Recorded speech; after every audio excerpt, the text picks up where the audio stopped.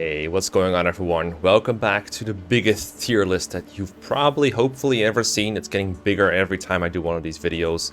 This is where I thank my Patreons, my wonderful supporters, for all the financial help that they've given me in order for me to make videos every day. And I thank them the only way I know how to, which is talking about units for about an hour or so generally. So they submit characters to me on Patreon and I analyze them, put them in a big tier list, and at the end we're going to put them all together. That's the whole concept. So, let me go over the units that we're going to be doing today. Unlike the last couple episodes, these are free submissions, so they can submit characters from any game that hasn't been finished. And there's a couple games that have finished already, so it's between a couple of games. First off, of course, you can see that we're doing FE2 Gaiden, and the characters we submitted are as follows. P. Vladias submitted Jenny, and Arkholt submitted both Valbar and Tatiana. Interesting. Called Tita in the old patch, if you ever played Gaiden, but I think in the localization of Echoes they call her Tatiana. Then in FE3, we have Fina and Rodi, and they were submitted by P. Vladias and Boots42 respectively. And then we're going to make the jump all the way to FE6 because we've almost finished FE4, no one submitted any characters for FE4, and FE5 we have finished. So Danny Doyle submitted Barth, because of course she did. Modi submitted Dorothy. Command List submitted both Yuno and Dayan, so I guess he couldn't make up his mind about which route we go. Jonathan submitted Carol, and finally Fang Slime submitted Yoder. And there were a lot of people who were trying to submit these characters too, because these are the last characters that we're doing for FE6, which is fitting because I'm just starting to play FE6, so this will be a good opportunity to see if my predictions about these units and their how useful they are actually end up coming true. So there's the Binding Blade for you. FE7 we're also doing, and we're almost finishing off, just a couple characters away. Carasso submitted Dart and Jafar. Modern Minds submitted Louise. Carol was submitted again by Jonathan, so he submitted both versions of Karel. And then Kirby Fan submitted Carla, and for some chaotic energy, Merlinus. For FE9, Path of Radiance, we have Potato submission of Elincia. We have Great Dane submitting Warren. Leather Shield Merc submitted Mists. Braum was submitted by Fang Slime, and Reed submitted Ulki. And you can see this list is really tiny because I didn't really make as many tiers as it did for example, FE3. So that's why it fits on my screen. You can also see the remaining 5 units. A couple of Goose Royals, a Dragon, Lucia, and Tyronio. So there's not much left there either. We're skipping Radiant Dawn because we finished Radiant Dawn off along with Dawn Dawn, revising it completely. So Radiant Dawn is as finished as it gets probably. Really happy with how that one went. Boots42 woke up and chose Violence, and that's it for FE11, Shadow Dragon. But I do have a lot of Awakening submissions, probably because I did a Let's Play during the time that the big tier list was missing in action, AFK, whatever you want to call it. And it was also one of those games where I told people, you can submit characters from any game you like, but just know I'm not as familiar with Awakening, so if you submit an Awakening character, I might not know what I'm talking about, so take what I say with a grain of salt, and that makes people generally submit other characters. The same goes for some, for example, Birthright, which we'll get into in a minute. But what I have here is, I think, like 10 characters? It's quite a lot. So we have Pan, submitted by Cat Book 2. Vake the Teach, submitted by Daniel. Blue Caterade, submitted Blue Lawrence. Blue Lawrence. Tiki was submitted by Omega. Kirby Masta submitted Henry and asked for a lot of puns, but I'm not sure if I'll be able to call Lefy for doing those kind of jokes, because as you can hear, I'm terrible at it. Flavia was submitted by Pipler. And Gregor was submitted by Hugo Pernas. Pyro Spider submitted Libra and Maribel, so 2 healers. Last minute submission by Zamet for Lissa. We have Floor for, basically Conquest. I kind of ignore Revelation for now until I've had a chance and the stomach to replay it. So I'm focusing on Conquest and Revelation when it comes to Fates. So Flora was submitted for Conquest, and for Birthright we have Gaiden submitted by, of course, Blue Caterade. So I guess we can call him Blue Gaiden Raid. Yeah, I guess so. But first off, let's start off all the way at the beginning. I don't know if I'll get all the way to Gaiden today or if I'll split it into 2 again. Generally, I've been needing 3 episodes to get through an entire batch of submissions, but today there have been less than there were before I did the Arcanine special, either because people have less interest in the submissions or they just didn't see that it was back up again. Either way is fine with me. I'm happy to take less time recording these, but I'm looking forward to this one. Let's see what we can do. We're definitely wrapping up FE6 today, that's what I know for sure. Alright, let's start off with Gaiden. Now, Gaiden, not a game a lot of people have played, so I'm going to try to relate these experiences and these ratings with the equivalents of these characters in Fire Emblem Echoes, which is the second to most recent game. I have played Gaiden like 3 times, so I'm sort of familiar with how most of the characters work, but it has been a while since I've played it, so if I make any errors, that is why. But I have played Echoes pretty decently, so Echoes is pretty faithful, so for the most part it should be fairly equivalent. Now with Jenny, I really like her in Echoes, and I think in Gaiden she's a little bit different, and we'll see how this impacts her rating. I think in Echoes she's roughly like an S tier, maybe an A tier, depending on how critical you are of her abilities. There are a couple differences in Gaiden, or a couple things that are different in Gaiden that are not there in Echoes. One of them being that there is food in Echoes and there's not in Gaiden, which has a pretty interesting impact on Jenny, I think. So in Echoes, if you want your HP back, you can either stand on a healing towel, which takes a while, and you don't generally want to do that, or you can eat food to get your HP back, or you can get healed by Jenny. So, 2 good methods to get HP back, whereas in Gaiden, there's no food. So the only way to get your HP back, generally, realistically in battle, is to, get healed by Jenny. So Jenny is in high demand there. On the flip side though, if in Gaiden you want HP back on Jenny, then there's no option for her to get food, so she either has to wait to get the ring, which you don't have at the beginning of the Act 2, you get it later, or you have to wait a little bit, so getting HP back on her is a bit harder, and this is compounded by the fact that Nosferatu in Gaiden has 50 hit, whereas in Echoes it has 60 hit. So her accuracy gets a little bit worse, the weight is the same, I think her combat generally isn't very different from what it is in Gaiden other than that. But that can be something that can be annoying for her to get her HP back if she gets too low.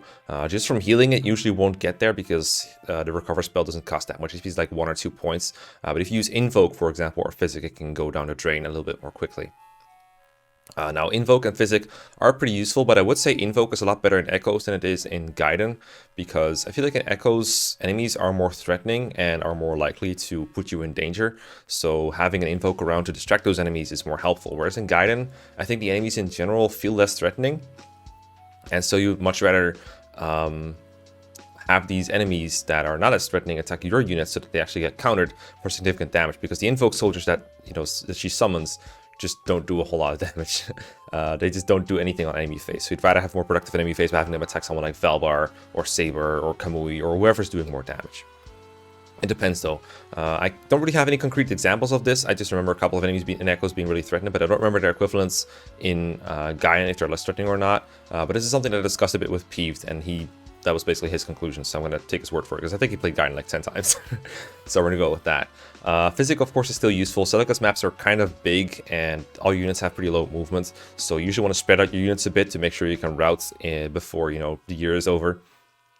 And for that reason, units will be further apart, and having Physic there is pretty useful. I also believe Physic in Gaiden is infinite range, whereas in Echoes it's limited by your magic. So every spell being infinite range, kind of like in Shadow Dragon, for example, is helpful in that regard. My list is a bit too big to show the S+ tier, but it only has Silk and Pala. I would say Jenny belongs up there, maybe with...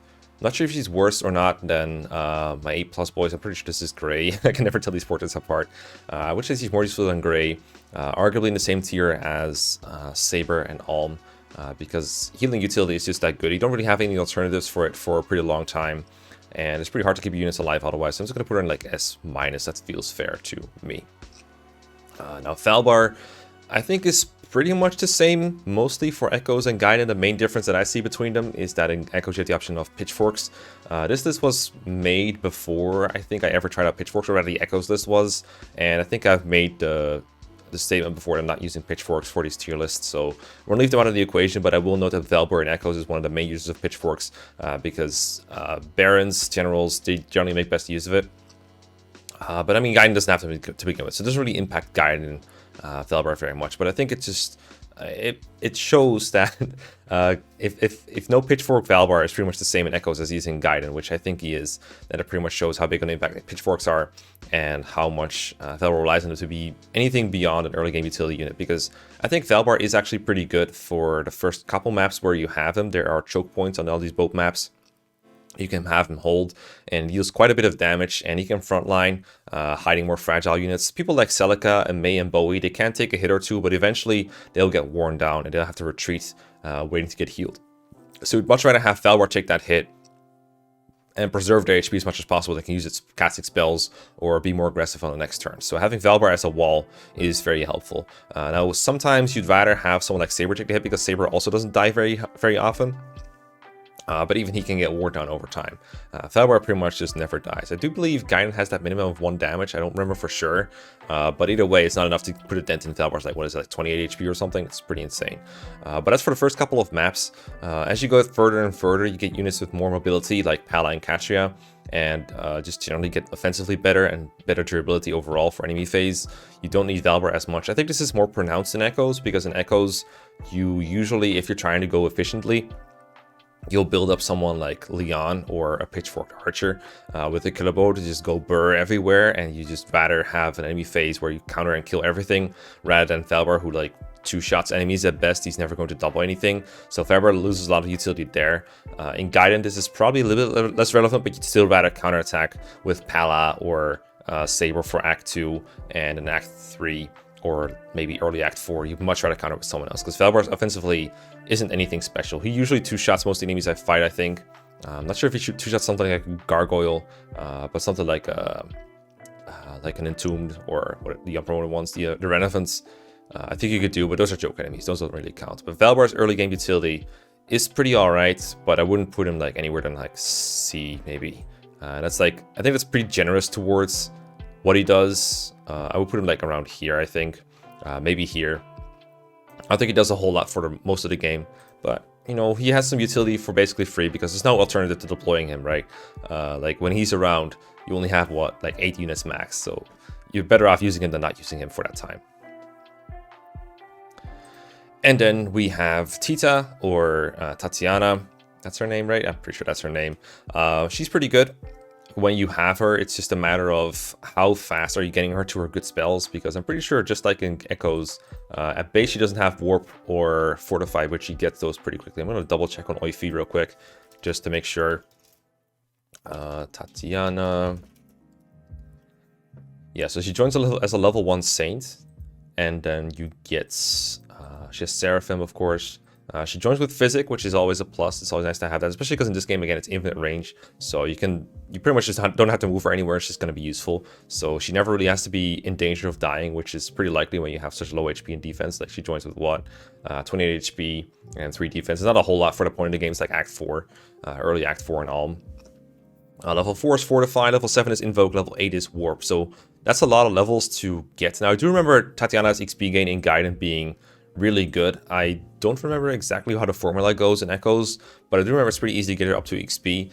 I think what I do is, I forgot exactly how I raised her. Some have memories of like using her in the woods with Celica, but she's an Alms route, so that can't be it. I probably found some other Entombed somewhere that I fought with her and leveled her up pretty quickly, and at that point, when you do get to Warp, obviously that's an S tier unit, and it's only a matter of penalizing her for availability and the amount of training that it takes her. Like the spell utility that she provides, especially for like the final chapter, is just insane. It's so incredibly safe to have her around. It's also so nice for Alm to get a second healer. In Echoes, this is not really a concern, because you have Faye, who usually goes cleric, and she can, like, she and Faye, she and Syl can heal each other at least. But Gaiden doesn't have Faye around, so all the way up to Act 4, you probably don't have any other healers unless you have like maybe a villager sage that promoted and got healed, but that seems pretty unlikely because they're such a pain to raise, in my opinion. You might have it because generally you want at least 1 mage, but maybe you won't, because it's I find it pretty painful to get a mage up to stage at that point. I generally just use a mage in the early game in Gaiden and then drop them off because raising them feels so painful. So it's really just it's basically an S tier unit that you have for whatever amount of time you have left after training her and getting her. So let's say you take like half of Act 4 to train her, or a little less than that, penalize her for whatever the time that takes, whatever turns that takes. I think you're left with like an A- or an A+ unit, or maybe a B+ or B-, depending on how you view it. Her utility is just really good. It's just a matter of how much time it takes to get her there, which I don't remember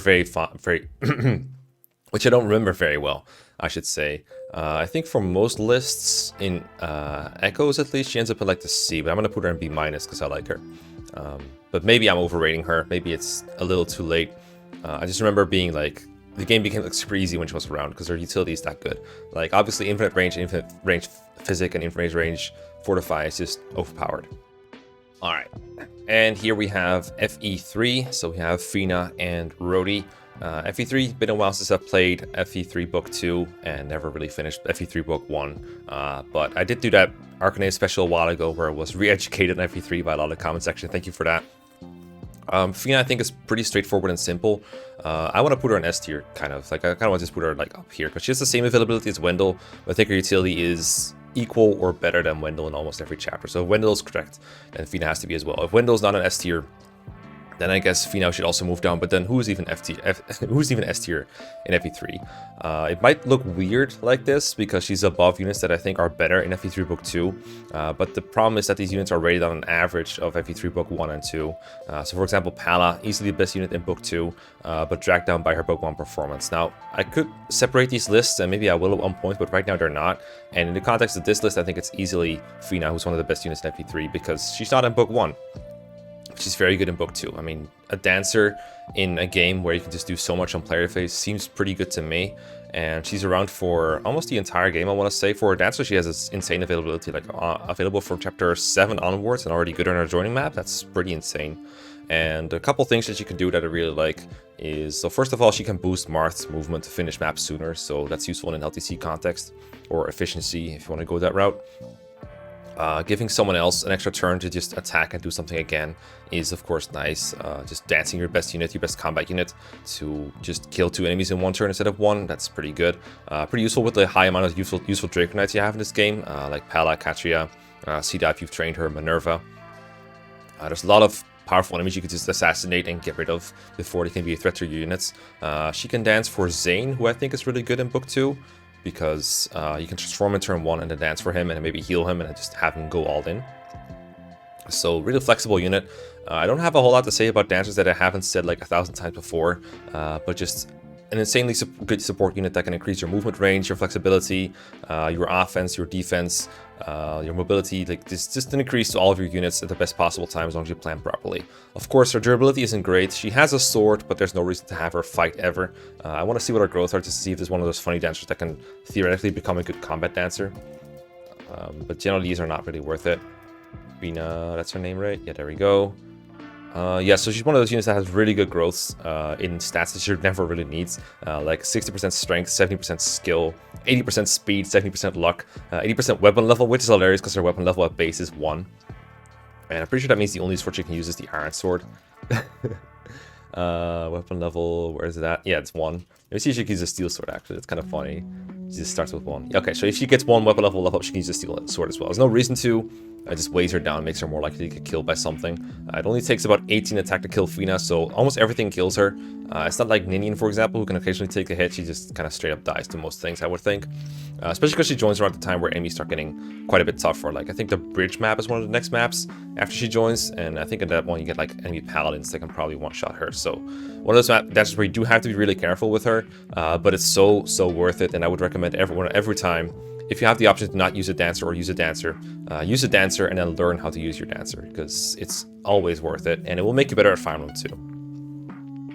Then we have Rhodey. I want to put Rhodey roughly where the rest of the calves are, and I see I have Luke over here, and oh, there she is, right next to him. Okay, there we go. So I put them next to each other, that's fair. I think Cecil's up here because she can use the Lady Sword, and I think also the Silver Lance at base, which I think is fair. Luke's durability is slightly better. I believe Rhodey is just worse Luke even in this game. Like in FE12, I know he's just worse Luke. There might be a reason to use him in this game over Luke, but I'm pretty sure they're so similar that they should be in the same place. Like the reason they're in C tier to begin with is they're available for a lot of the game, but the game doesn't really have a lot of maps where they are good. They have to train early on to become competent because at base, they can't really do anything other than feed kills from other people that have weakened the enemies, and it just takes away XP from other people, which is not a huge detriment. Like everyone needs training at some point probably, but if there's more XP, if there's a lot of XP, but you have to divide it over more people, that just means there's less to go around, and your audience end up weaker for it. I would generally rather funnel my XP into Marth, Katria, etc. if I'm playing efficiently. So let me see the differences between Luke and Rhodey, for those of you curious. So Luke has 2 more strength at base, which alone is like a pretty big lead. And also he has 1 more speed. I don't even know why I want you to use Rhodey then. What else they got?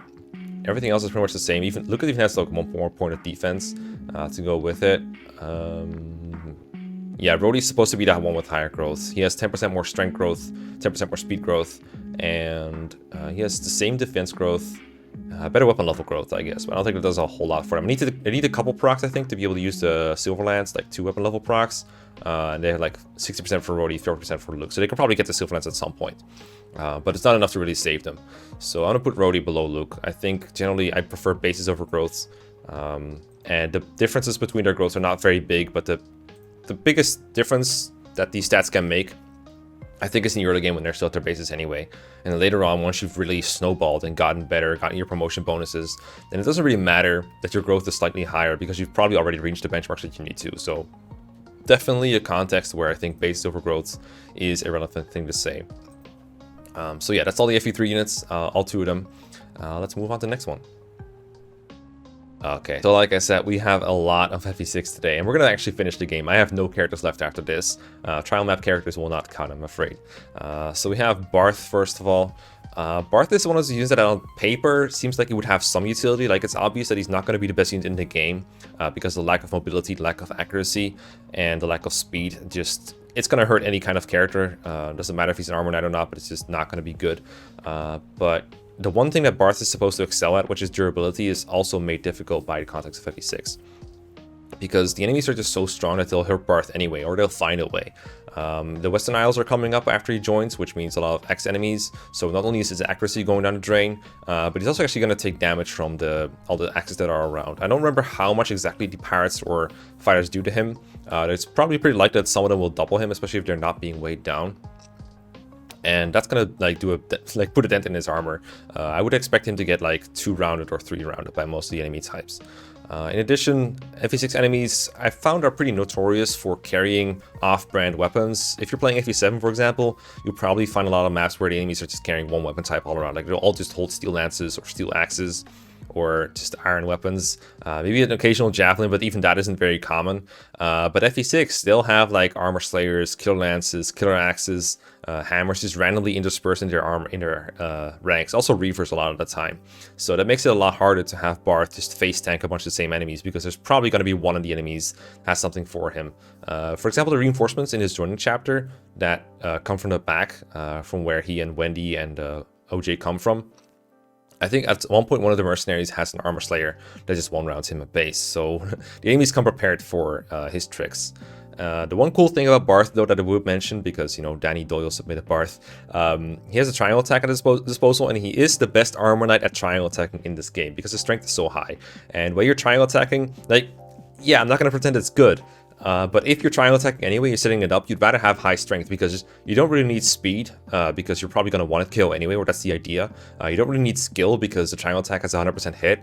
You don't really need crit either, because you just get 100% crit on a triangle attack anyway. So all you really want is strength, and then maybe a durability to survive counterattack if that happens. And that makes Barth one of the best at it, or rather just the best triangle attacker in the game. So if you're memeing around, this is actually one of the most fun units to use, along with like Wendy and Boars, because triangle attack is just so much fun to pull off, and it just really feels like you're disrespecting the enemy when using it. And then sometimes there are enemies that he can just 1v1 with ease. If he's fighting like a mercenary without an armor slayer, for example, yeah, they'll double him, but it will probably be for like negligible or 0 damage, and you can hear the pang sound from FE6. Probably the best no damage sound in the whole series. And even if he misses like every 2 shots of it, which is expected because his accuracy is just that bad with his low skill, it's fine because he just doesn't take any damage. So sometimes you can get in a point where Barth is just holding up like an entire army of enemies, just on the basis of not taking enough damage to be threatened in the first place. So he has his weird uses, but of course, obviously you have to bend over backwards to make them work. And that's what makes him a fun, bad unit to use if you're into that sort of thing. I would put him... I don't know, I don't think he's as bad as Sophia and Wendy. I have seen lists that put him that low. I'm going to give him the benefit of the doubt and put him like the bottom of E tier rather than the top of F tier. But that's where I'm deciding between. I don't think anyone disagrees that he's below the level of like Wade and Geese and friends. Next up is Dorothy, and she joins in Chapter 6. Now, last time I used Dorothy for anything, it was Project Ember, and I'm trying not to be biased here because in Project Ember they buffed her quite a bit. They gave her really high strength, but in vanilla, I know that Dorothy is basically a somewhat buffed version of Walt that joins a little bit later. I'm going to check what her bases are again, just so to refresh my memory. But I remember you're feeling like very under level. She's level 3 archer that joins in Chapter 6. So, and FE6 maps are not small. They're not like the early game maps of FE7, for example, or FE8, where there's like almost as many enemies as player characters, or like a little more. Like there's a bunch of enemies, so your units have had a chance to grow out like quite a bit. And then Dorothy joins, is just super underleveled. And I generally don't think of level as a very bad thing to be low if your stats are good, but Dorothy's stats are pretty much on par with what you'd expect of a GBAF Fire Emblem Archer at level 3. 5 base strength, 6 base speed, 4 base defense, 19 base HP. I don't understand why the game developers make Archer stats so bad, honestly. I just don't understand it, because they already had a huge disadvantage. I guess they thought that attacking at range would be so broken because they could just avoid counterattacks anytime. They really wanted you to incentivize to use them cleverly, to use them as chip damage, to keep them in the back and not get attacked. But as a result, they're just bad all around, because they're already limited by their class, and they also get very bad stats. Now, at the very least, Dorothy is in a game where bows, in theory, are pretty good to have around. You want to avoid counterattacks from strong enemies, and there's a lot of wyverns for her to shoot down. Case in point, the very next chapter, there's 3 enemy wyverns in hard mode that are super tough to take care of, and Dorothy does have a steel bow available that you can use to shoot them down. And you might even want to trade it around to your other archers, like Sue and Walt. Like, it's actually viable to deploy multiple archers in that chapter just because of how tough the wyverns are. The big problem I have had with Dorothy with doing that is her accuracy is still like very poor with the steel bow. Like a steel bow has like what, 60 hit, 65 hit maybe? Yeah, 65. And Dorothy's hit at base is like 12 from skill and 1 from luck. So that's like 13 hits. So she's not even breaking like 80 hits at base before enemy avoid. And I would expect the enemies to have at least like 15 avoid, maybe 20 avoid. So if Trek's life is riding on like hitting a wyvern, for example, or Roy's life is riding on it, you really don't want to try to hit that steel bow and risk a reset over that, like, or lose someone in Iron Man. I guess what you can do is like sacrifice Dorothy, like put her up as a sacrificial unit. I think I did that in my Iron Man playthrough, actually, my very first one on FE6, and that kind of worked out, right? Like, she died, sure, but it was like my only death for a long time. Rest in peace, Dorothy. That's like one thing she can do, I guess, but the point is, it's not a safe strategy, but it works if she hits. At 65% of the time, it will work every time. And then if you can get her to sniper, she's probably okay. One thing that I used to note in the good old days of debating tournaments with Dorothy is there's another really good unit, Saul. He's all the way up here in A+. The one drawback he had compared to a lot of the other good units like Alan and Lance is that Saul had no supports to speak of, because all the units he supports have very slow ones. They're either very slow or they're very bad. Like Green was not considered that good, and it's like she joins late and stuff, and the support is kind of slow.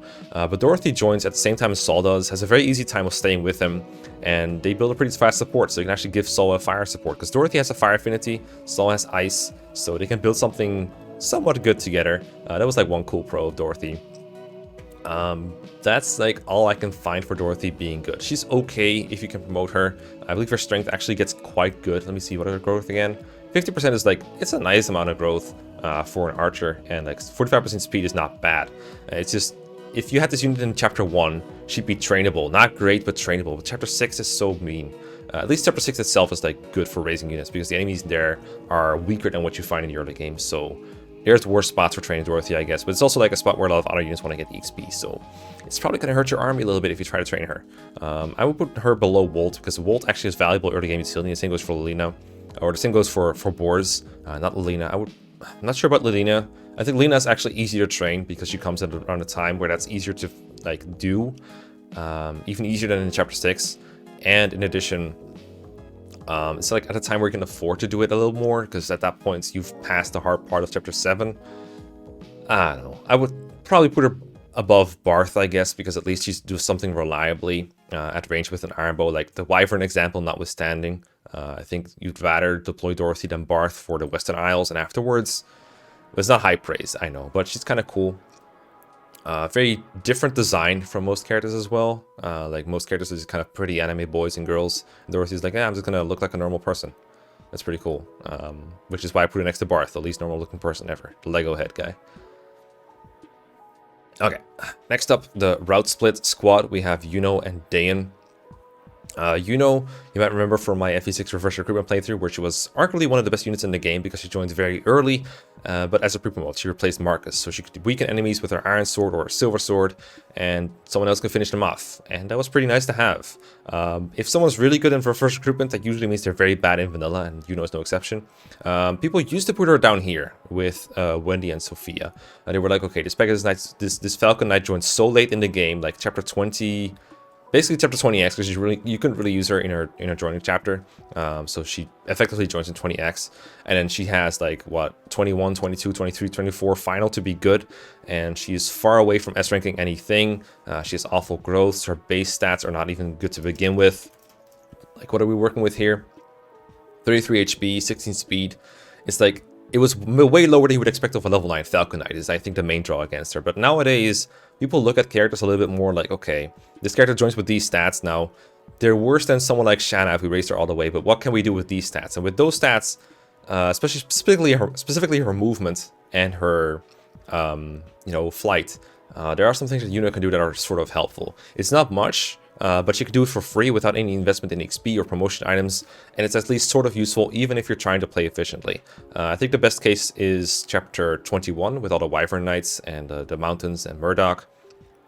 That chapter has a lot of reinforcement zones, and the only way to avoid them is either to use a warp staff to fly over them, or just get warped over them, or to fly over them with someone like now you could say, well, I already have flyers. I have like Zeus, I have Milady, I have Shanna, I might even have Thea or Tate to do it. Why would I need but I think more is always better in such a scenario. That's not a case where once you have like a certain amount of them, it's kind of superfluous. Like, you could always use an extra flyer in that chapter to rescue drop someone across these mountains, because a lot of people need ferrying. You have Roy, who needs to be ferried to the throne, but you might have combat units like Percival who need to get there.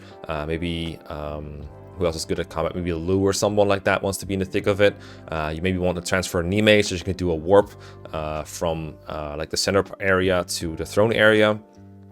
Maybe Alan or Lance want to be ferried, and Milady can ferry people, but she can't ferry everyone. She can't ferry everyone at once, and she doesn't even want to ferry everyone at once because she has combat to do. Like, you actually need people to fight the wyverns, and if Milady's rescuing someone, then she will have her skill and speed, and as a result, she'll be much less effective at that. So you much rather have her free to fight stuff and have do the ferrying stuff, because you don't really want to fight. And I think this is useful for both casual players and more advanced ones. Like, if you're playing slowly, it's still a good idea to avoid reinforcement zones as much as you can until you're ready for them. Like, you might want to trigger them eventually, maybe get the XP, but this way you're not forced to walk through them, and I think that's the big thing here. So definitely recommend using in chapter 21. After that, I don't really see a whole lot of use for her, like 21x. You can't really save time by flying. You can just use it by warp. You can just do that by warping, but that's about it. 22 is indoors, so there's not really a lot of flying going on. Like, having an 8-move counter unit is still helpful there, but it's much less useful than 21. 23, maybe. I don't think there's anything she can really do there, but there's probably like something you could think of if you really plan carefully. And 24, I mean, she probably can't use a legendary weapon, especially if you haven't been fighting with her, so you don't really want to like spend a deployment slot on her. So it's really just about how good she's in chapter 21, which is enough, I think, for a D tier, probably. Like, taking availability into account and everything, what she does is useful, but not super great. So I'll put her like around here. I think she's worse than Geese. OJ, I'm not super sure on. I'm not sure why he's over Geese to begin with, but I think I've switched these in places before, so I'm not sure. But yeah, I'll put her like roughly D tier. I think her utility into 21 probably surpasses what these units in E tier do here. Then we have Dayan, who is the equivalent of but in a Sakai route. Dayan is much more combat oriented. He can't fly like can, but he has a pretty good ranking game going on. I think he has A rank in bows and then C rank in swords. Yeah, that's what I remember, yeah. So Dayan also used to be pretty underrated, but nowadays people generally acknowledge that he's at least useful for combat in 21 for fighting wyverns. Not sure how in demand that is when you're skipping it, like I advocate for doing it with but if you're fighting it straight up, then Dayan has some of the best offense in that chapter, because he's enough A rank to use the silver bow, not the Murglaze, but you probably already have someone for that, either Sue or Shin, or if you're training like Walter Dorothy for fun, then they have it too. But it's fine, because with a silver bow, I'm pretty sure he one-rounds most wyvern riders, if not all wyvern riders. Wyvern Lords, I think, sometimes might be too fast for him at 17 speed. I remember them sometimes hitting 16. I'm not quite sure. Maybe it's 15 to 16. He can double all them. but he's so close that it's still worth noteworthy. Like even really good units like Percival or like Alan Lance and Shanna definitely have trouble dealing with Wyvern Lords. Like even Milady is like, she looks at the Wyvern Lords like, okay, they're kind of even actually. It takes them a while to take each other down, but they can just one-rounds them, which is super impressive. But again, it's like the only chapter where he's this good. After that, he's just kind of relegated to someone who can do chip damage to maybe a dangerous enemy hero or someone else you don't want to take a counter from, or rescue drop someone across. Rescue dropping in general becomes a little bit worse, I feel like, in 21 almost, because you're going to give boots to a lot of people.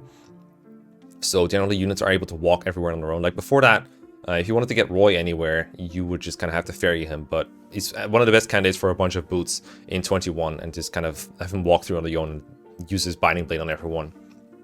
So at that point, you probably don't need an 8-move unit to rescue Roy, because Roy is likely to have more movement than Dane in first place. But I will say the secret shop for getting boots is another reason to use Yuno. Just having her visit it with the member card and get the boots from there is pretty helpful. But yeah, Dane's utility pretty much is 21, but instead of flying, he's fighting, which is also pretty nice. Honestly, I could put him in the same tier. Maybe Dane a little bit higher, because his combat, it kind of extends into chapter 20 a bit. He's actually useful in chapter 20, whereas Yuno joins in a pretty spot where she can't really do a whole lot. Dane can actually fight stuff there, so maybe a little bit better. You could put him like around here. I don't think his utility is better than the early game utility that these units provide, or like the wall of greatness that Douglas provides. I'm not quite sure on that, but I think Dane is like useful to have for maybe 1 or 2 maps, and after that you probably just bench him or use him as a filler, but nothing too great. But one of the better units to have around. If you only train if you train like 5, 6, 7 combat units, then you're probably gonna have space for Dane to do something. Ah, yes, Karel, another unit who was really good in reverse recruitment, which is not great for looking great for this tier list. One of the most legendary units from FE6. I think everyone knows what Karel does in FE6, even people who don't play him, or even people who have never used him or never seen FE6 in their whole life, because he has them growths. He has those growths, and those are super funny. Like, sometimes I doubt whether the developers have a sense of humor when they design units. They're just like kind of mean when doing it, but Karel is just funny, right? Like level 19 Swordmaster with 1 level to go, and they give him the most highest growth in like the whole series, basically 210% per chance, 210% HP growth. Like I can barely pronounce it because it's that much, 210%. So there's a 10% chance he gains 3 HP on leveling up. Now I've also said before that this would not be noteworthy at all. He would be better if they adjusted his bases to include those growths, but he'd be much less noteworthy. Like, let's say they gave him plus 2 HP at base, brought him from 44 to 46, but his HP growth is 10%. No one would care about Karel if that was the case. We did that for all his stats. Like, his attack growth is 130%. If they just reduced it to 30% and then boosted its attack base by 1, he'd be better, but no one would care. It's all about it's kind of a unit feel thing with Karel, and I appreciate that. Now, reverse recruitment, what Karel was, he was replacing Roy, and so he joined in chapter 1 with level 1, and like awful stats. Like I think it was like 0s all around basically, or maybe like 1s and 2s all around. So you really had to try very hard to raise him up. But if you got him kills and you level him up like around chapter 5 or 6, he started really coming into his own and started one-running everything. He capped all his stats so quickly, he snowballed so hard, and it was super fun to use. It was like the ultimate training arc character. But in vanilla, you only have 1 chapter to do it, and I've actually tried to train Karel for a video before. I've actually had to get him from level 19 to 20 just for some background footage, I think, and it was actually kind of a pain because Karel is not that great. He's not terrible. He can use the Worm Slayer, which is effective against both the Manakeets and the Wyverns. I don't remember if he one-rounds Wyvern Riders or Lords or Manakeets at base with the Worm Slayer. You can obviously use the Durandal, but the question is, do you want to use the Durandal just to train Karel, just for funnies? I mean, if you're using them for fun, the answer is probably yes, but in the efficient setting, obviously that's not something you want to do.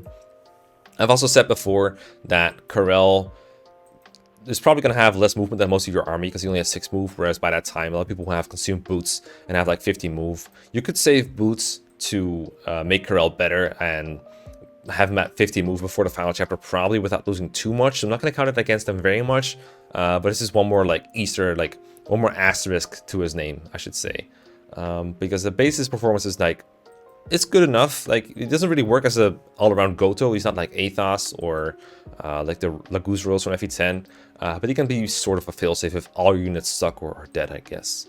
I'm not sure how relevant he will be. Like, I've never seen an Iron Man, for example, that got to the good ending and then used Corel because they had to. They lost other good units. Generally, the bad units are the ones that end up dying. I would put Corel... Honestly, I put him in like the D or E tier. I don't think his net utility is very good. But I can't put him too low because he's not entirely useless. Like, he's actually usable at base. I'm going to put him like the bottom of D and be done with it, I think. But you could argue he should be an E tier instead. Like, he's obviously not going to do a whole lot. And then finally, we got Yoder, or Yodel as he used to be called. Kind of a funny character. S-rank and staves, and then joins with the Holy Maiden that you can use to just heal across the whole map. 3 times only, but it works. And you can just break it without losing the good ending. This is something that people didn't used to know, that you could just use that up. They thought it was one of the divine weapons, so you had to keep it around until after Zephiel was dead. You can just spam it if you want to. I mean, you don't want to spam it per se, but if you're in a tough spot, especially in chapter 23, and Holy Maiden is just such a lifesaver to have around. But he's really useful. Like, besides the Holy Maiden, he can obviously use Warp. He doesn't have the insane range that Nime has with the Apocalypse, but it's still enough to get some significant skips in. Like, just skip, like, for example, the reinforcement zone in chapter 21. Like, getting people over a mountain or getting from the center area into the throne area. It's pretty easy for Yoder. He doesn't have magic to do that. And the Warp Staff in FE6 has a +5 in range. So I think his range is like 11 or something. Like, let me see what his range is exactly. It should be magic divided by 2 +5. So his attack is actually 19 at base. Wow. So he has 9 base range plus, yeah, it's like 14 range. That's pretty insane. Good unit. Just the question is, how much do you penalize him for not being there? Obviously worse than Nime, because Nime joins earlier and is probably the better unit even when they're both around because of higher range and everything. So we can put him like A-, I think. I'm gonna put him higher than Clarine because I value him being useful without having to train or grind all that much, and FE6 doesn't have that many options to grind staff rank with, like FE7 does, for example. So Clarine grinding up her staff rank actually has an opportunity cost to it, whereas Yoder comes completely free. But I can see swapping this around, especially if you support Clarine, for example. She can actually fight at things on enemy phase. That's a whole different beast. So depends on your perspective, but this is roughly where I put him. But if you have Yoder, obviously always use him because he's super, super, super good when you have him. Not great for combat, I will say. I think he gets 1 shot by Wyvern Lords, and Wyvern Riders will 2-shot him. I don't remember if he doubles them or not on enemy phase, but he's pretty alright. He can take 1 hit at least, usually, and kind of counter back. Also one of the only people who can use the Aureola if you get into S rank, but it's such a pain to get in there. He has A rank at base, but getting 25 rounds of combat with him, assuming he kills every time, is so much for that point in the game. It's really not worth it, because Aureola, I don't think he even one-shots Manicheats, so there's no point to it. But it's pretty funny that he can use it if you want him to. I think it's easier to get Salt Aureola than Yoder because he joins earlier, but it depends on how you go about it, I guess. It's kind of sad that Aureola is kind of useless in FE6. I kind of forget it exists a lot, which is fair because honestly, Yoda doesn't really care about combat. He just wants to use stabs. Alright, it's FE7 time, and it's time to almost completely obliterate this game because after this we only got 3 characters left, right? So we have Dart, Jafar, Louise, Corel, Carla, and Merlinus, the chaotic adventurer. So Dart is a unit that I think is very different depending on whether you've played the game a lot, analyzed it, played it way too much like I did, or if you're just new to the game or you're just trying out characters and seeing how they feel, and you don't really have an idea of what's expected of a quote-unquote good unit in the tier list setting. Because if you're just playing the game, trying them out, then Dart is going to look awfully good to you, because he's got okay base stats, good enough to, get going and, kill enemies if you set up the kill for him. He's not going to double a whole lot, maybe weight down enemies like Armor Knights or maybe Archers. But other than that, his speed is just kind of average, especially if you just give him an Iron Axe that the Steel Axe he comes with. But then he grows, and he has like, what, 50% strength and speed or something? It's insane how high his growths are, because most people in FE7 even, despite the fact that it's a game where units are generally good, yeah, he has 65 attack growth and 60 speed growth. It's pretty damn insane, especially because his base attack is already pretty good at 12. So he's going to get really fast and kill a lot of enemies. Now that's a good unit field right there. He just destroys everything.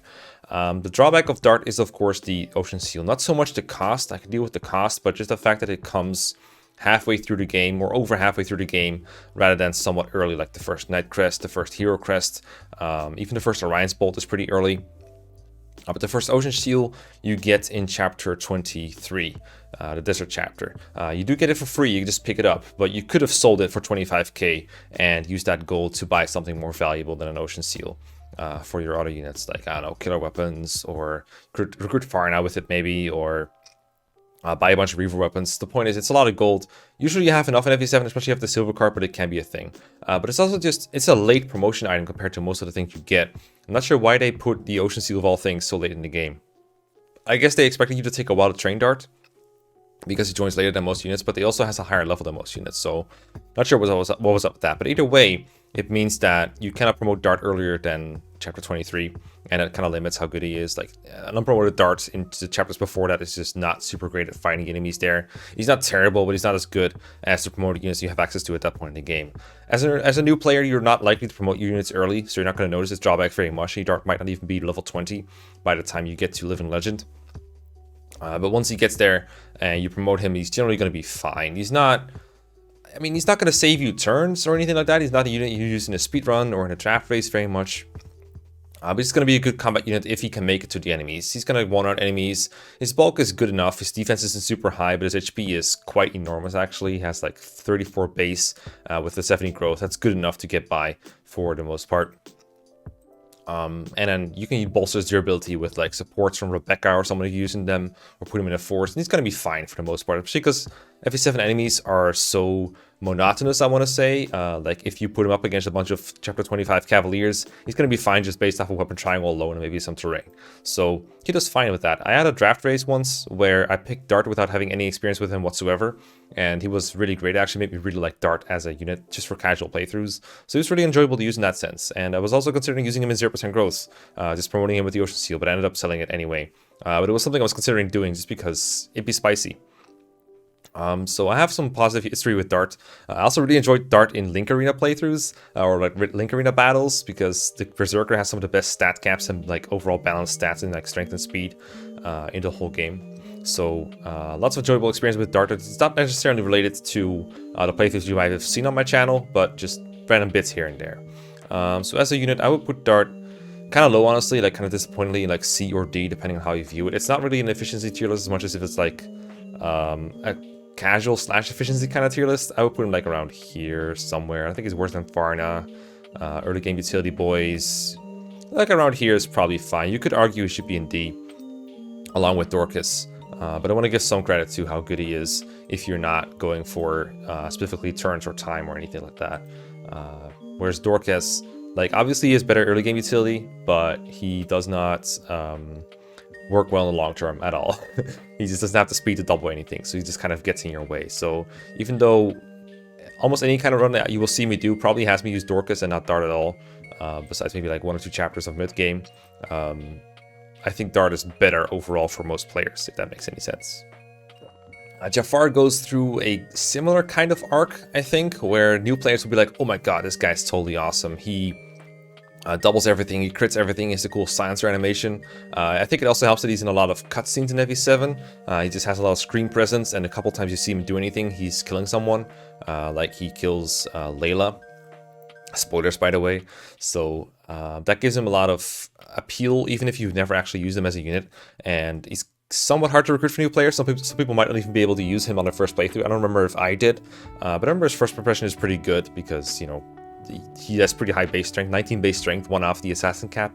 I always found it kind of funny that he's like, it's pretty hard to cap strength with him with his 10% growth or something, but he's so close to it, you probably hit it at some point. Recent watchers of my channel will probably know Jafar as the savior of my last Iron Man playthrough in FE7. I did it with 0% growth, and Jafar was like the last surviving member of everyone. Like, everyone died in Sands of Time, basically. I lost Hawkeye, I lost Oswin there, I lost Harkon, I lost... who else did I even lose? I lost Veda, Farina, Sarah. All these units just straight up died there. And all I was left with was Jafar. Now, he somehow survived Sands of Time, the whole massacre. And then I beat Victory or Death with just Jafar. And I think I had like Fiora and Florina left, basically. That was it. Like Hector, Nils, Florina, and Fiora was all I had besides Jafar. And Jafar killed everything on Victory or Death, everything. Either he killed the enemy or I despawned them in a way. I made use of the maximum enemy limit of 50 to make sure he didn't have to fight literally everything that could ever spawn there ever. But he was super clutch, he murdered everything there, and I just beat the final chapter with Athos. Wonderful, wonderful run that I will always think back of fondly. And for that I have a soft spot of Jafar. I've used Jafar in playthroughs before and kind of enjoyed him. There was like a negative growth playthrough I did, where Jafar was able to double enemy Valkyries in Cog of Destiny. That was pretty helpful. I do think you usually have better options than Jafar for Cog of Destiny if you're playing with growths, and Don didn't even deploy Jafar in 0% growth. He just had enough options without him. He made use of like 1-2 range on units more often, or brave weapons. You have way more tools to dispose of Valkyries than you might think, but Jafar is a pretty easy to use one. He just doubles enemies Valkyries with the Killing Edge or the Silver Sword, one-rounds them. Pretty easy, pretty clean. Besides that one chapter, I don't think Jafar is very good. The lack of 1-2 range is pretty big in FE7. You cannot use javelins or hand axes. I know it's been said a lot throughout tiering, but 1-2 range is so important in FE7, as FE8 especially, and FE9, where the enemy quality is pretty weak, enemy density is pretty high, enemy variety is not super high in FE7, but high enough to where you really want 1-2 range. Like there's quite a lot of archers and snipers in FE7, as well as enemy mages, and if you're doing 0 damage to them on enemy phase, you're probably like, you're just not doing much more than a unit that has bad stats, but at least has javelins and hand axes. Like someone like Lowen, who's not spectacular or anything, probably has the stats to one-round those on enemy phase. He's going to be more productive. Even someone like Dorcas, who might not even have the speed to double or even the strength to one-shot, will still be more productive on an enemy phase where he fights like 5 mages than Jafar. As long as they have spaces to 2 range from, of course. If you use choke points to your advantage, you might be able to enemy phase most of them anyway, and that's somewhere where Jafar and even Louise can be very clutch. But usually I would prefer a unit like them over a unit like Jafar if I'm fighting a bunch of low-quality 1-2 range enemies. But in individual situations where you just want to, excuse the pun, assassinate enemies, Jafar is very, very good. If we're tiering just based on that 0% growth run I just mentioned, then Jafar would be easily S, as I put him there. But for now, we're going to have to put him in like the C or the D ranks, I think. I might have to extend the Yamato Alliance because I want to put him in C tier. I kind of think he belongs there for the somewhat good utility he has there. I'll put him like around where Legault is, I guess. Legault's utility in getting chest is pretty good, so I'm gonna put him like right here somewhere.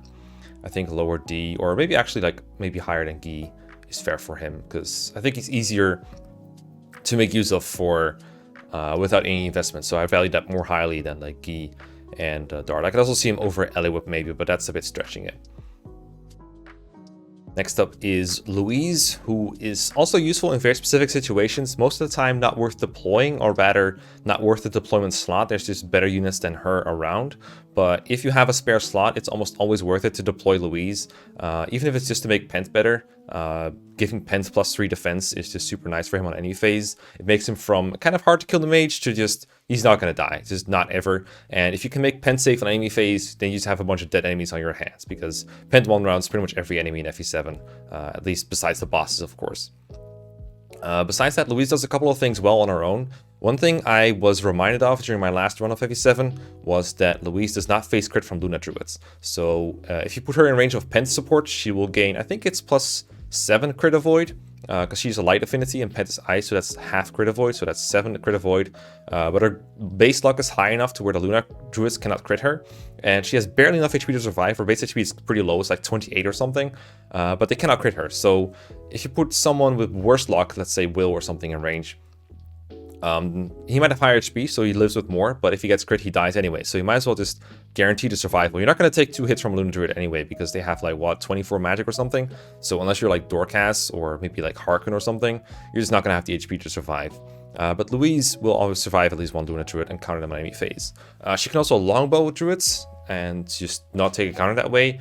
Brave Bow I don't think works really well, because she doesn't have the strength to one-round KO Valkyries or Druids with it. And it weighs her down a ton, so if she misses, it can be really disastrous. So generally, I would recommend sticking to the longbow or the silver bow, just for the safe options that I just mentioned. That's mostly talking in terms of like Cog of Destiny and yeah, that's basically it. That's the main chapter where she's very useful in that regard, because it's a route map. You have a nice amount of deployment slots, and her res comes in handy. Her res is pretty good. It doesn't matter against Luna Druids, but against the other enemies in the chapter, it can be useful to just take the hit. If there's a choke point, what you can do with Louise is if there's like 5 mages lined up to attack you, you can put her at the entrance. One mage will attack her up close and probably not do a whole lot to her, and it will choke the point. And then the other mages are forced to suicide into her. That can be a nice way to give an archer an enemy phase in FE7. It doesn't happen too often that this is actually very helpful, but these are just some of the ways that I've found myself make use of Louise because I was lacking better options because of an Iron Man, or I just needed someone to do that thing and I had no one else around. Everyone else was doing doing other stuff. That's basically the main thing I would use Louise for. In the context of draft racing, the funny thing with Louise is you might not want to use her if you are using Pence. That sounds counterintuitive, but what can happen is if you're using Louise a bit carelessly and she dies, then you lose Pence as well because he leaves when she does. So you're actually better off drafting Louise if you don't have Pence in that sense. I've never seen this being an issue in draft races before, but in those races it's specifically painful because a reset costs you so much time when it happens. So I think that's kind of funny when it does happen. As for her actual utility, I would also put her somewhere in C tier. Her low utility, like, these units are all a mix of like very useful for a short amount of time, or somewhat useful for a larger amount of time, or high investments, somewhat high reward for a long time, like Elliewood or something. So I'm not sure exactly where to put her. I'd say somewhere around here is probably fair. Useful for a couple chapters, and situationally actually very good, but most of the time kind of mediocre. Archer's obviously not great in FE7, but they can have their uses sometimes. Then we have the other Karel. Now, first things first, you can only get one of Karel and Harken, and I'm not going to penalize Karel for existing and making Harken not exist. I'm not going to do that. I'm going to rate these units based on their own merits. I didn't rate Geets based off of having to get his chapter. I just assumed you would get him, period, and not worry about what you have to do to get him.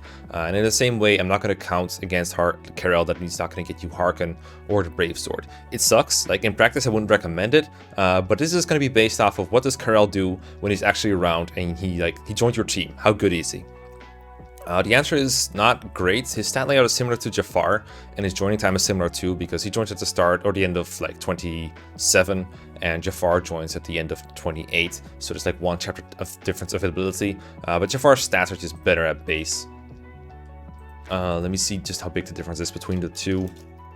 UCB they were considered roughly equal, and then Karel usually got the edge because Karel has a crit bonus to like 50% of his crit because he's a Swordmaster. And that seems better because on surface level you might think, okay, they both 2-hit KO the same things. If they don't 2-hit KO, then Karel at least has a higher crit chance, so he has a higher chance of killing them. But the stat difference actually kind of matters. I think Karel doesn't 2-shot Valkyries, for example, and he does also not double them. Karel actually only has 20 speed, whereas Jafar has 24. So there's going to be some enemy types that just don't get doubled by Karel. I don't remember if he doubles heroes or not. Those are actually a little bit slower than like 20. I think they're about like 15 or 16 max, maybe 17 sometimes. But Jafar is easily going to get every one of them with 24. Karel might not with 20 speed. Funnily enough, Karel has a 50% speed growth, so he might be able to double Valkyries if he gets there. I'm not sure. XP growth on him is pretty slow in Hector Hard mode. He's a level 8 promoted unit. It's going to take a while to level up. But every one of his stats is worse than Jafar's. He has 3 less HP, 3 less strength, actually 2 less skill, 4 less speed, and also 2 less defense. So even though Jafar joins a little later, the stat gap between them is pretty big. And so he's going to end up with a lower rating in that regard. The Wo Dao, I mean, it's a good weapon to have around. I don't remember if you get another one before Karel joins. I don't think so. It doesn't really matter very much because it doesn't add that much crit over a killing edge. We can just buy at that point. Let me see that Wo Dao stats real quick. It should be enough might to kill things if you just get a single crit. That's 8 might, which is only 1 less than a killing edge. And then 5 more crit than a killing edge, so it's not really worth anything significant. So generally you want to give Karel killing edges anyway, I think. Just so that if he doesn't crit, he does more damage. Just a small detail there. But Karel, I used him in my first playthrough. I actually was kind of happy with how he performed, but that was obviously like Elliewood normal mode. Hector Hard mode, I mean, he might not be worth the deployment slot all the time, but if you have him, he's actually like kind of fine. I put him around here probably, just because he's not around a whole lot. There's not a whole lot of exclusive things he can do. Jafar, for example, at least that's the the exclusive use of like being able to kill Valkyries in one round with pretty accurately. Guy would be able to do the same probably around that point because he's going to gain enough speed to do it. Corel does not have such a niche, or niche, I still don't know how to pronounce that, so I'm going to put him like around here somewhere. Maybe even here, because Renault I think is actually better for the final chapter and Victory or Death than Corel is. Maybe his sister is better? Carla? Carla is... how do I say this? I find it funny that they put her in the game. It's like just an Easter egg, but they didn't allude to how to get her almost at all. Like, imagine you get to the chapter battle preparations and you see Bartra say that thing about an arena. You might think, okay, this is cool flavor to make Bartra say that. But I think it's supposed to be a hint that you're supposed to like train Bartra to be better for that chapter so you can get Carla. Because it's not going to be a useful hint if you get there and you don't know what to do, because the game checks the requirements of level 5 Bartra the moment you get to that chapter. So if you got there without a level 5 Bartra, you're shit out of luck anyway. So the only way you're able to use that hint is if you already knew, if you got that, if you got it from another playthrough basically. So if you got the hint in one playthrough, you have to play through it again, like play through all of Hector mode again. I guess the idea maybe was you're going to play through this game multiple times anyway, like through Eliwood mode once, and then maybe Hector normal, and then Hector hard. So maybe if we give you the hint a couple times with Bartra, then maybe you'll try training him up to the max. That's my theory. But if you have a level 5 Bartra, a level 5 Warrior Bartra, I should say, then Carla will appear. You can recruit her. Funny thing about Bartra is they actually rigged him to be able to survive Carla at base plus promo with an iron bow equipped, but only then. If you give him an iron axe, the weapon triangle with it will give Carla just enough might to two-shot him with the Wo Dao. But if you give him the iron bow and an iron rune, then he will survive. If you give Bartra no weapon at all, then Carla will just not fight him. She's like, oh, you didn't bring your weapon. Goodbye. I'm leaving now. Goodbye. I don't know why they gave Carla, like, no stats. I'm not sure what the idea was there. I guess she was just not really supposed to be a playable character as much as in, like, Easter egg, like a reference to FE6. But why would you give her only 29 HP? Why would you give her 18 speed, less than Corel had, like, 5 chapters ago? It's just, it doesn't make any sense to me. Her growths aren't even that good. Like, her highest growth besides HP is like her 55 speed growth, and that's still not going to get her any relevant benchmarks that she doesn't already reach. She's only level 5 too. Like, I guess she wanted to be, they wanted her to match Bartra's level. That's what I could think of, and then they didn't want to give her like level 5 Swordmaster with insane like stats. I don't know. I would have preferred her to be better, but she's just an Easter egg in the game. She's not meant to be good at all. So I'm just going to put it like around here because she has no uses for any player whatsoever at all. Whereas Nino, I mean, you could argue Nino is better. You could argue she's worse because like Nino at least is a use for people who like zero to hero. And when Carla joins, Nino will obviously be better for anyone who's actively using Nino, whereas Carla will never be a good unit to anyone. But you could also argue if you're not using units like this at all, then Carla will be better than Nino by the time she joins and can kill an enemy you don't have to fight at all in Victory or Death. Like, I've had her fight that warrior before in the bottom right of Victory or Death, and she did okay against them. So in that way, she could be better. But really, it's not really a contest. There is no real fight to be won here. Myrna's submission, I actually kind of find it funny. I'm not sure if that was supposed to be the reference, but the person who submitted this, let me see, it was Kirby Fan. I think it might have been referring to that time when on Seren's Force there was a tier list thread and people were actually actively like getting really mad over not a tiering placement but whether Merlinus should be tiered at all. They got really mad over it. It was hilarious because Merlinus, you could say he's not really a unit in this game. He is just a terrain tile that you get your stuff from, but at the same time, if you check the unit menu, Merlinus is on there. He's one of the units on the field. If you're L switching around between your units, eventually your cursor will hit Merlinus. And also he has stats. He has a level, he has HP, he has movement even. It's 0 for most of the game, but he has movement. So he's actually a person with a portrait and everything. In a way, he is a character. The only thing that makes him not a unit is that he doesn't cost a deployment slot. So is Hector not a unit? Those are the kind of questions people were throwing around, except with a lot more shade and insults and, you know, other slights at people's personal intelligence and everything. Very cool. Fire Emblem debating was a lot of fun, let me tell you. Merlinus is hard to tier in that sense though, because there's no opportunity cost to using him. Not really. There are some chapters where you don't want to deploy Merlinus to bait enemies away. This is especially relevant in draft racing. Sometimes you don't want him to get attacked because it will cost extra animation time. And sometimes you just want to be able to send things to convoy, so you do want to deploy him, even if he does get attacked. So it's kind of mix and match. But for normal playthroughs, I don't think there's ever really a reason for you to say no unless you're trying to do something very safe. Like, let's say I was doing an Iron Man playthrough and I want to just not play the Vita chapter 26, Unfulfilled Heart. I would have to not play Merlinus to keep my units from getting attacked by wyverns going for Merlinus and then killing Merlinus. I don't know. I find it hard to really place a cost on Merlinus. And if a unit has no cost, can we really give him a tier list rating? Like, is he just S+ because you should always use him? Or because he always provides something positive and he's around for the entire game with no opportunity cost?